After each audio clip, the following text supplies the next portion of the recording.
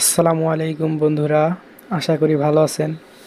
আজকে আমি দেখাবো যে আপনার ফোনে কোন সেটিং করলে এমবি কম কাটবে।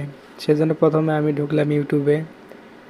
ঢোকার পরে যেতে হবে আমাদের এই যে এই আইকনটাতে যান, তারপর এই সেটিংয়ে যেতে হবে।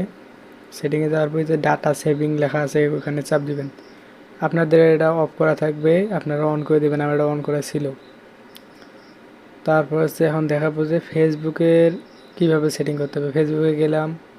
ফেসবুকে যাওয়ার পরেই যে থ্রি ডট মেনু দেখতেছেন, ওইখানে একটা চাপ দিবেন। দেওয়ার পরে হচ্ছে নিচে দেখবেন একবারে যে আমার এটা চালু করা আছে, আপনাদের অফ থাকবে, আপনারা চালু করে দেবেন। তাহলে ডাটা সেভ